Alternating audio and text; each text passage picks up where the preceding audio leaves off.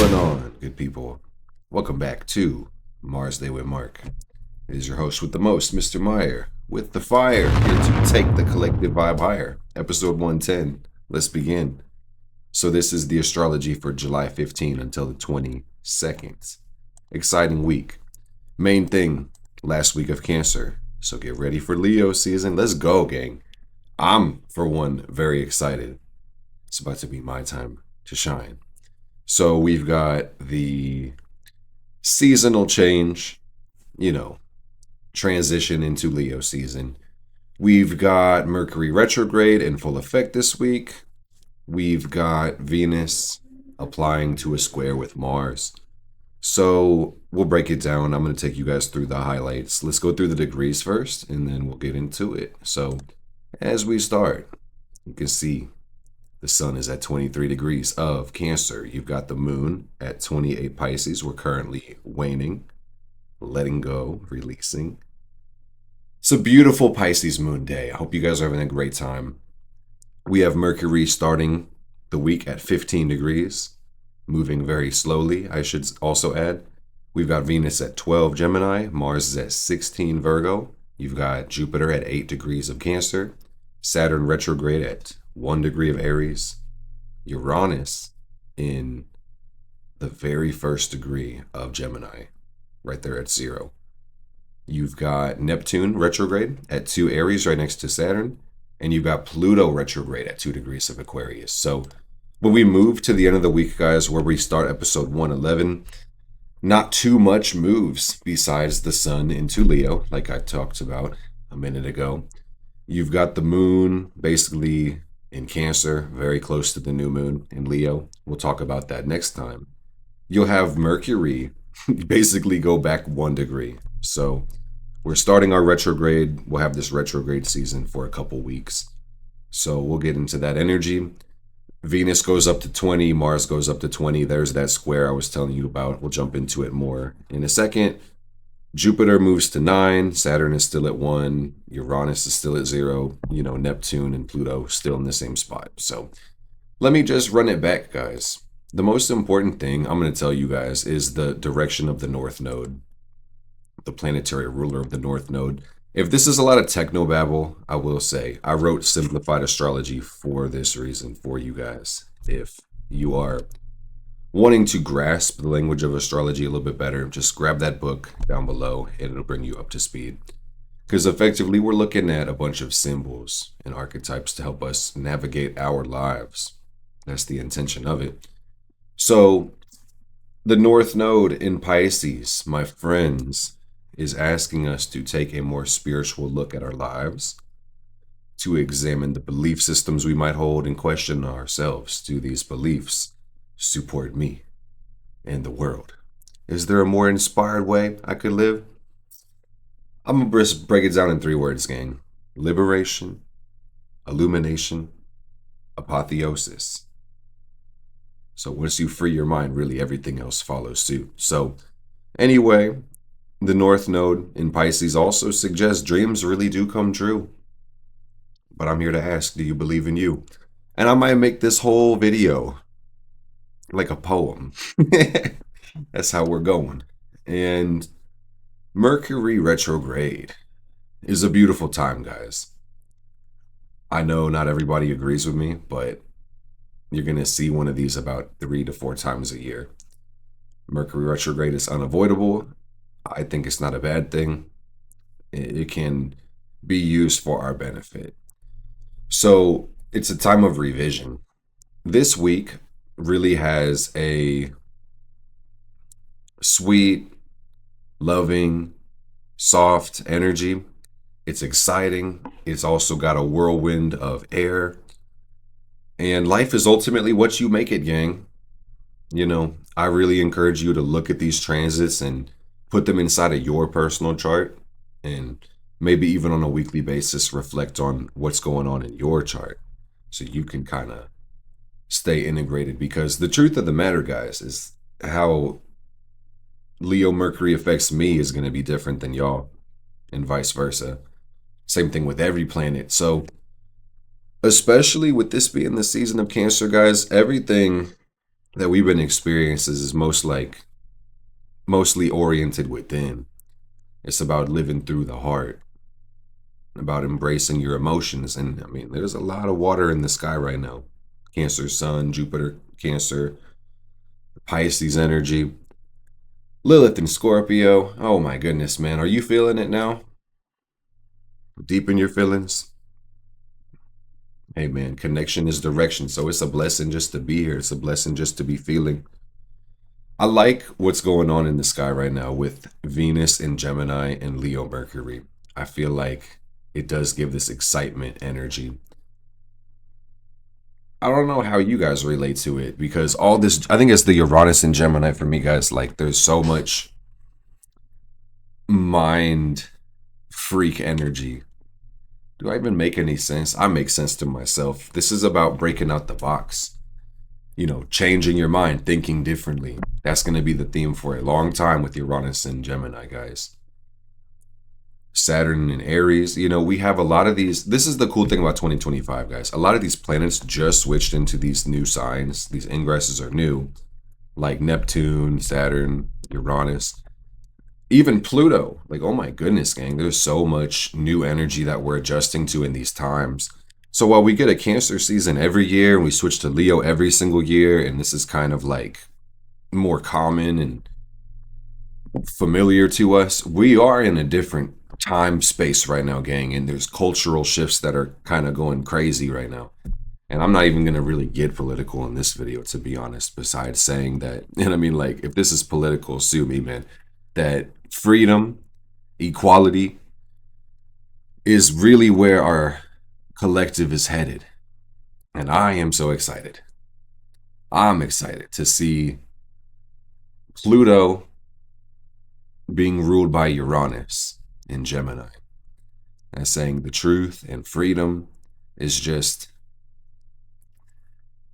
the air that we need to breathe right now, It's just beautiful. The Leo Mercury energy is telling you, man, check your mindset. How do you think? How do you talk to yourself?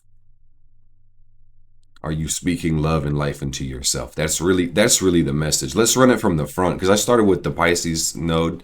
Like I said, we're not really getting any ingress, but we have a couple interesting aspects this week, which is really the Sun square to Chiron, Venus square to Mars, and then Uranus square to, or trine to Pluto. Uranus trine Pluto. I mean, and I could go on and on about other minute details, but I don't want to yap. I just want to keep this simple. It's Cancer season. One more week, guys. Self-care month. Take care of yourself. Honor your emotions. Feel your feelings. Don't hide, deny, numb, suppress, reject. Do that to the best of your ability. Okay? Intuition. Intuitive manifesting. The inner guidance. That's really Jupiter Cancer as well, guys. Like this year with Jupiter in Cancer, I'll just hit this too because it's in the same sign. It's really about improving or expanding, elevating your ability to deal with your intuition. Okay? It might even be about elevating your care with Jupiter in Cancer, seeing if you can love more or open the heart. That's beautiful. So Mercury in Leo says, if you want to take better care of yourself, talk nicer to yourself, speak more empowered thoughts, hype yourself up, man. This is that Leo energy, and we're just getting started with it, gang, because the Mercury Leo is kind of preparing us for Leo season. And any insecurities that you may have noticed, or fears that you may have within you that have come up during Cancer season, this Leo season that we're getting ready for is saying, well, you're going to stand up and be bold and let your true colors show. Identity is so important to consider, guys, especially when we start talking about the Aries placements that are going on right now. Who we perceive ourselves to be is often how we act and how we interact with the world, okay? So choose a powerful identity and recognize that it really is an illusion, but it can either help or hinder you, right? Hope that helps, as a thought. Anyway, Venus in Gemini, this also, again, gives this week somewhat of a fun, flirtatious, open-minded energy, even though this Cancer water energy kind of makes us maybe take on a more closed off or private or touchy, sensitive kind of disposition. The Venus in Gemini wants you to interact and get out there and, experience some variety. So Mars in Virgo is locking in, twin. Just focus on the results you want in your life, and then you'll find yourself getting better and better as you continue through the journey.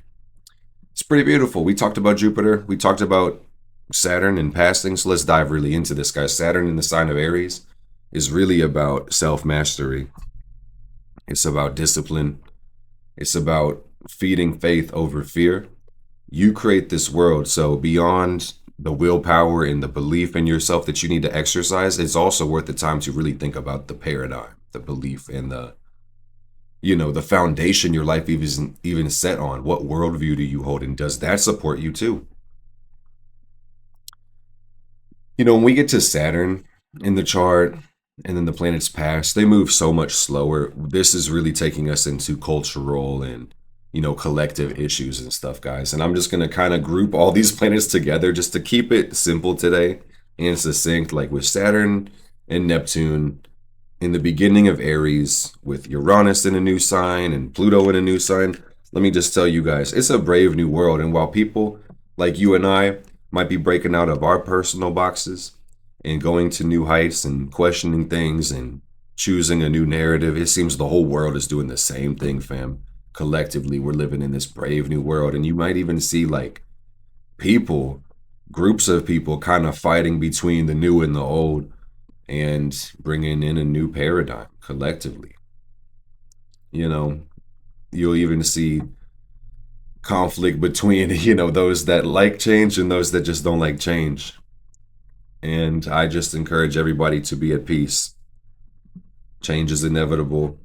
We're a wave in the ocean. So you deserve your devotion.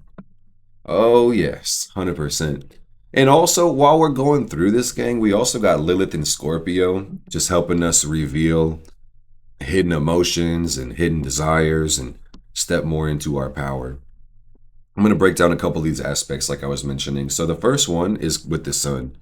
As the sun finishes the last 7 degrees of Cancer, it's going to make a square with Chiron and Aries. Chiron, which I didn't mention in the beginning, it's sitting at 27 degrees all week. So Chiron square the sun. Sun aspects hit a little bit harder than the most of the other planets, guys, because, without the sun, we would die. The thing about the sun, Chiron, this is about healing, personal healing this week, guys. I don't know what the energy levels are going to feel like, but I just encourage you to embrace the integration and be positive, right? And remember that while pain might be unavoidable, suffering is optional. And that's a beautiful idea, but I think it needs to be unpacked. I read this in a book, guys, yesterday. This book called Don't Believe Everything You Think. It's a very cool book. And one of these thoughts that I got from it was that, thoughts and thinking are two different things. Like you may have ideas that pop into your head, and that's natural. We have thoughts, but engaging with your thoughts, attaching to them, putting attention, that starts the process of thinking. And maybe suffering comes from thinking. And that sounds weird to tell you guys because I like to think. I like to tell people to think, but all I'm trying to say, fam, is that you can think yourself sick, you can think yourself into more suffering. Sometimes you can just allow yourself to be. Especially with the sun square to Chiron. That's why I really brought this point up, guys, is that because even if there is pain, even if there is hard emotions, you don't have to identify with those feelings. You don't have to think negative thoughts about negative feelings. You can just let them pass. So hopefully that helps somebody. We've got Mercury. What is Mercury doing this week? I don't really want to get into that. It's sitting still. Mercury sextile to Venus. That's beautiful. So I see there's a lot of love in this chart this week, guys. What was it? It was Venus square to Mars. So I will say with this aspect, over the whole week, you're going to see Venus kind of apply to Mars. And on the next Tuesday, that's kind of when this square kicks off. So we're going to really talk about this more next week, or you'll see that this angle kind of kicks off the week ahead. Venus square Mars, this is really about love and passion coming together, or love and passion clashing. Oh, buddy, tension, a square, beware. So what the hell? What does that mean? It's the funny thing is, guys, this is really whatever you want it to mean, truly. But this is gonna make romance a big part of the conversation as we go into Leo season. And one thing I noticed this Cancer season, at least how it played out for me, guys, was the transits that really started the beginning of Cancer season. I found that they really carried, for me at least, through the basic entirety of Cancer season. So I suspect that this Leo season is going to be a lot of fun, guys, with Venus square to Mars. So you got the best of both worlds, man. You got the love and the passion. Mm. So this could make inspired partnership. This could be a true romantic fire brewing. This could be a bunch of creative energy. There's a lot of ways Venus and Mars could go together. I, for one, am excited. One thing I feel like, because, I just try to give a decently big picture of things I talk about. Venus square Mars is going to bring unique challenges. And we'll get this angle every now and then, gang. But the problem is, the masculine and the feminine might be at odds. And I don't know how that's going to play out for people or even collectively. But compromise needs to be had.